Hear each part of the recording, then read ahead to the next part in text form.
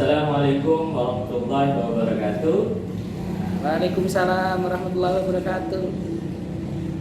Kembali lagi bertemu dengan saya pendamping. Ya, terima kasih juga ya telah meluangkan waktunya di kegiatan FDS, di mana kita akan membahas mengenal penyakit diare. Ya, tahu ya ibu-ibu diare? Tahu Pak. Oke. Nah, kali ini ibu-ibu akan bentuk berpasang-pasangan dengan tetangga jauh. Ya, jangan tetangga dekat. Tapi contohnya Ibu Lili rumahnya di sini. Terus Ibu Tut rumahnya di sana di RT 3. Jadi kan tidak dekat kan ya. Jadi nanti ibu-ibu di sini bergantian bercerita tentang pengalaman sakit diare pada anak dengan menjawab pertanyaan yang akan saya berikan ya. Tidak banyak, hanya ada sekitar 5 lah seperti itu ya. Nanti ibu-ibu bercerita tentang pasangannya masing-masing ya di sesi ini, tentang pengalaman penyakit diare. Oke, siap. Oke, saya berikan waktu 5 menit ya untuk bercerita tentang pengalamannya penyakit diare. Oke, ini. Entar lagi saya minta lagi ya, biar nanti bercerita. Oke, nih.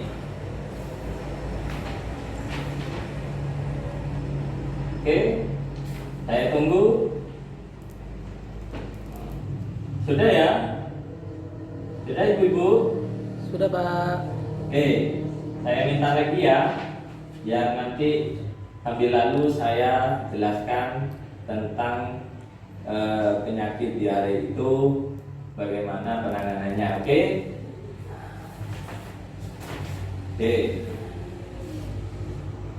Oke, kita bahas bersama di sini ya. Biar tahu pengalaman penyakit diarenya yang terjadi kepada anak masing-masing, itu ya. Kalau nggak punya anak kecil atau anak tetangganya, nggak apa-apa, seperti itu. Oke. Di sini pertanyaan pertama oleh Bu Tut. Bu Tut, ya. Pertanyaannya, menurut Ibu, apa yang menyebabkan anak terkena diare? Butut menjawab keracunan.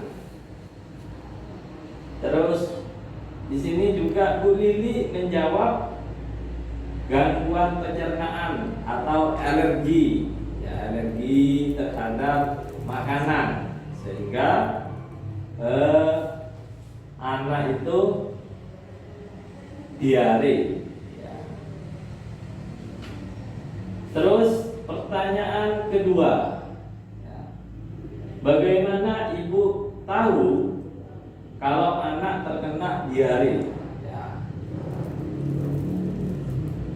Butut menjawab di sini buang air atau BAB-nya cair. Ya, intinya kalau Maduranya itu moros. Ya, intinya cair. Enggak padat seperti itu ya. Terus satunya lagi, buang air besarnya lebih dari 3 kali. Oke, 3 kali berarti tidak intinya berkali-kali, bisa 3 kali atau 6 kali seharian. Intinya pengen BAB terus katanya, seperti itu ya.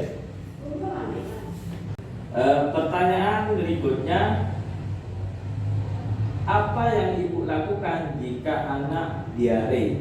Ya, di sini ada yang menyebutkan berikan obat oralit dan tablet zinc. Nah, tablet zinc. Oh sama ternyata. Jawabannya sama di sini. Oh, berarti sudah tahu ya. Ada yang dikasih apa lagi? Daun jambu, Pak. Oh, daun jambu juga. Wah, bagaimana itu nantinya? Oh, ini anak kecil. Takarannya jangan terlalu banyak, Pak. Oh, oke, nggak apa-apa. Tapi di sini lebih baik kita berikan obat sesuai dengan dokter atau ibu bidan yang ada di tempatnya kalian. Seperti ini.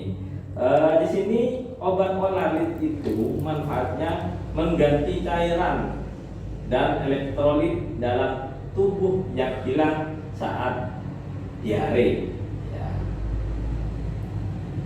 Terus yang satunya tablet zinc mampu mengganti kandungan zinc alami tubuh yang hilang. Ya, intinya intinya cairan yang hilang itu diganti oleh tablet zinc. Ya.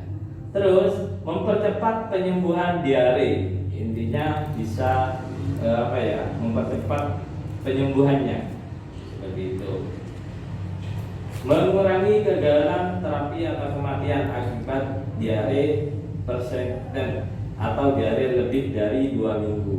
Ya, intinya jangan sampai lama diobati, jadi segera diobati. Oke, jangan sampai lama-lama. Nah, pertanyaan berikutnya itu apa yang terjadi jika diare tidak diobati? Nah, ini kalau tidak segera diobati atau tidak diobati diare itu, Butut menjawab kalau kasusnya parah katanya, intinya kotak anting katanya buk kayak gitu ya. Jika tidak ditangani dengan tepat bisa menyebabkan kematian.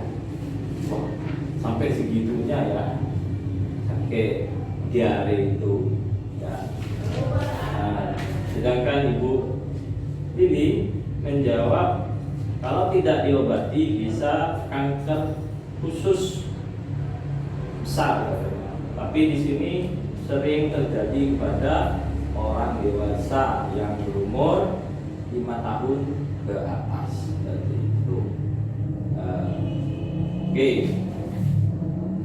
Lanjut ke pertanyaan berikutnya.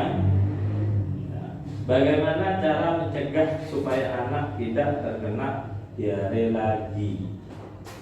Ya. Di sini Butut menjawab berikan ASI eksklusif sampai dari umur 6 bulan sampai selama 2 tahun. Berikan MPASI sesuai umur. Nah, jadi jangan sembarang memberikan makanan yang tidak sesuai dengan umurnya. Kalau anak kecil masih umur 0 ke 6 itu jangan dikasih makanan ya. Intinya sesuaikan sudah, sesuai dengan makanan sesuai umurnya ya. Cuci tangan dan air dan sabun sebelum makan, itu katanya betul. Katanya Bu Lili mencegah memberikan ASI eksklusif selama 6 bulan, memberikan MPASI sesuai umur, menjaga kesehatan lingkungan sekitar. Intinya maksudnya kebersihan ya, kebersihan di lingkungan kita. Jadi kalau tempat kita kotor maka akan menyebabkan gangguan kepada kesehatan kita dan anak kita. Oke, ya. Mungkin di sini saya ucapkan terima kasih kepada ibu-ibu yang sudah bercerita tentang mengenal penyakit diare. Oke, selanjutnya akan kita tayangkan film 3.1. Sekian dari saya, terima kasih. Assalamualaikum warahmatullahi wabarakatuh.